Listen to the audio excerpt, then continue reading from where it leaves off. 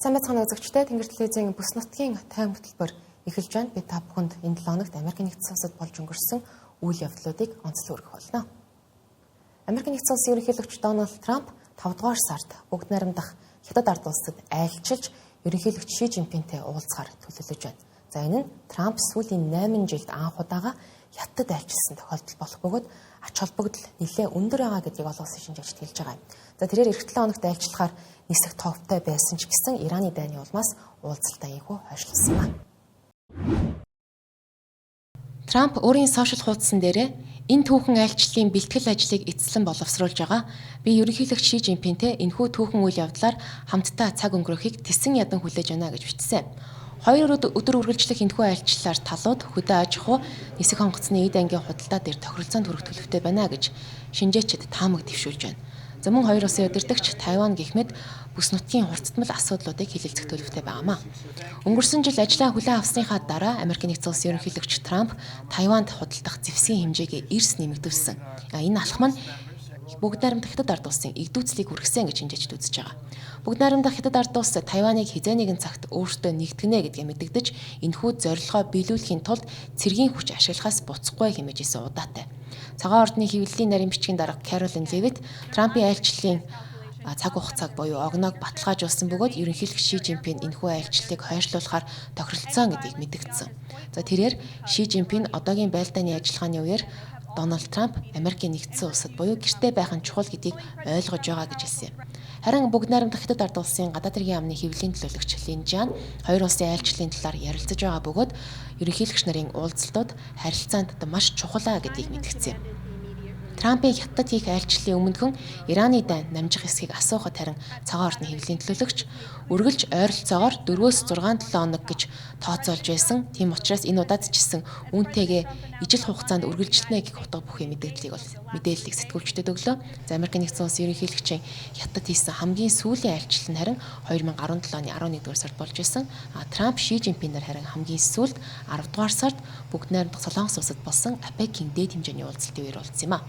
Америкийн нэгдсэн улс болон бүгд найрамдах Хятад ард улсын харилцаа худалдаа, технологийн өрсөлдөөн, геополитикийн хурцтал байдал зэрэг урт хугацааны асуудлуудтай тулгарч байгаа учраас энэхүү айлчлал нь эдгээр асуудлуудад энэ хоёр улс хэрхэн хандахыг бас нэлээд сайн харуулж магадгүй гэдгийг шинжээчид хэлж байна. За Хятадын төрийн хэвлэл мэдээллийн хэрэгслүүд Америкийн нэгдсэн улсын албан тушаалтнуудыг Хятад дахь талтайгаа мөн одоо харилцаа холбоо сайтай байхыг уриалж байгаамаа.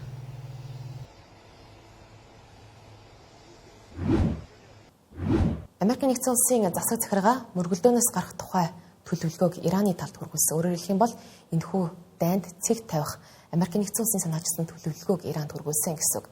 За тус улсын ерөнхийлөгч Дональд Трамп Америкийн нэгдсэн улс ба Иран нь одоогоор хэлэлцээр хийж байгаа. За түүнчлэн Ираны зүгээс энэхий хэлэлцэлд хүрэхэд бэлэн байж магадгүй гэж үзэж байна гэдгийг илэрхийлсэн. Гэхдээ үүний зэрэгцээ Ираны тал харин Америкийн нэгдсэн улстай шууд яриа хэлэлцээ хийж байгаа эсхийг үгүйсгэсэн байр суурьтай. The New York Times агентлаг хоёр нэрээ нотолсон их сурвалжид тулгуурлан Америкийн нэгдсэн улс Иранд 15 заалт бүхий төлөвлөгөө илгээсэн гэж мэдээллээ. Энэхүү төлөвлөгөөг Пакистанаар дамжуулан Ираны удирдлагуудад хүргэсэн ч хэр олон албан тушаалтанд тараасан хэсэг нь одоогоор тодорхойгүй байгаа юм байна.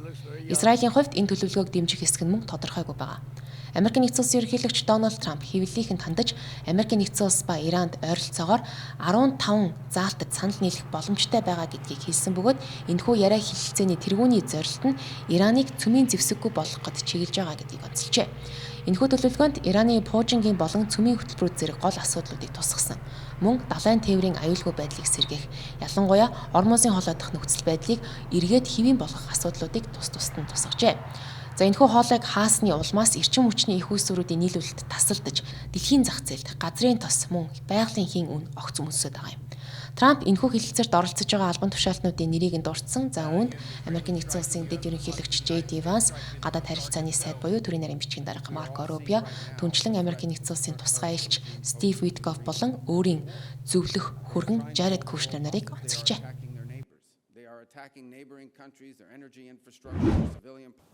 Япон улсын ерөнхий сайд Такахичи Сане Америкийн нэгдсэн улсын ерөнхийлөгч Дональд Трамптай уулзлаа. За энэ үеэр талууд олон чухал асуудлыг хилэлцсэний зэрэгцээ олон улсын анхаарлыг татсан үйл явдал болж өнгөрсөн юм. Америкийн нэгдсэн улсын ерөнхийлөгч болон Японы ерөнхий сайд нар Ираны эсрэг Америкийн нэгдсэн улс Израилийн цэргийн ажиллагаа эрчимжиж байгаа энэ цаг үед Ормосын хоолойгоор дамжин өнгөрөх хөлөг онгоцнуудын аюулгүй байдлыг хангахын тулд нягт хамтран ажиллахаар тохиролцлоо. Иран руу давтлах төлөвлөгөө яагаад холбоотнуудаас энэ талаараа нуусан талаар Трампаас Японы сэтгүүлч асуухад Трамп 1941 оны 9-р сарын 7-нд Япон улс Америкийн нэгдсэн улсын совдон эргэж цохилт өгсөн үйл явдлыг иргэн дурдсан. За тэрээр бид гинтийн цохилт өгөхийг хүсэж байсан юм. Японоос өөр хэн ийм гинтийн цохилтын талаар мэдэхгүй байх вэ? Яагаад совдон эрг рүү дайрна гэдгээ хэлээгүй юм гэж хэлсэн нь олон улсын анхаарлыг татсан юм. Үргэлжлүүлэн Японы ерөнхий сайд Такаичи Сане дэлхийн эрчим хүчний зах зээлийг тогтворжуулах стратеги хилэлцэх зорилготойгоор цагаан ордонд ирсэн гэдгээр илэрхийлсэн. За уулзалтаас өмнөхөн Япон, Европын хэд хэдэн улстай нэгдэн мэдээлэл гаргасан бөгөөд ингэхдээ эрчим хүчний зах зээлийг тогтворжуулах арга хэмжээ авна гэсэн. Японы ерөнхий сайд цагаан ордонд Америкийн нэгдсэн улсын ерөнхийлөгчтэй уулзсныхаа дараагаар хэвлэлийнхэнд хандаж Япон болон Америкийн нэгдсэн улсад эрчим хүчний их үүсвэрүүдийн олборлуулалтыг өргөжүүлэхийн тулд хамтран ажиллахаар тохиролцсон гэдгийг дурдаад мөргөлдөөний улмаас үүссэн нийлүүлэлтийн асуудлыг шийдвэрлэх зорилгоор газрын тосны ордуудыг хамтран ашиглах төслийг Трамп санал болгосон гэсэн юм.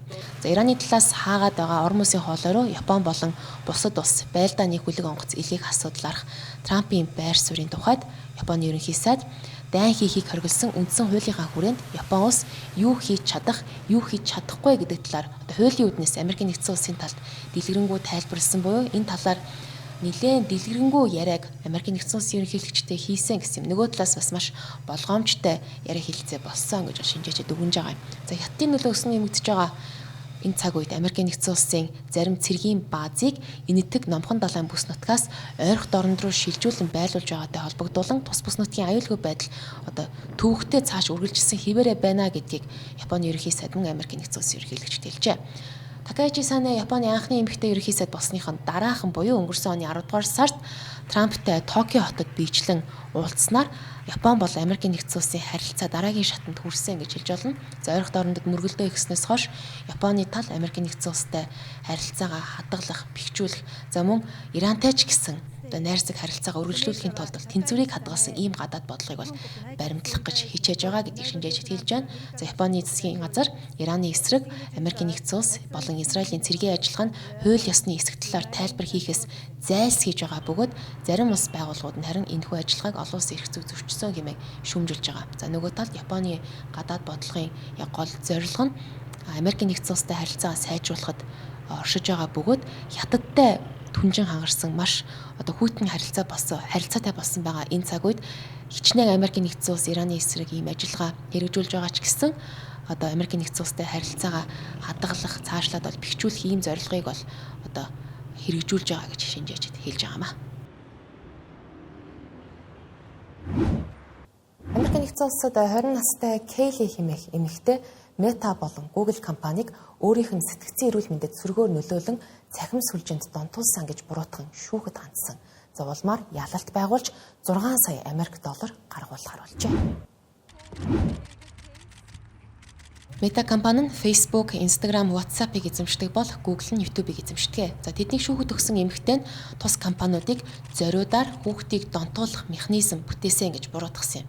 Нийт нөхөн төлбөрийн 70%-ийг Мета, үлдсэн 30%-ийг Google хариуцахаар оноолсон. Ингэснээр ижил шалтгаанаар шүүхэд хандаж байгаа маш олон хэрэг шийдэгдэх үе таалгыг нээж өглөө гэж дэлхийн аюулд онцолж байгаа юм.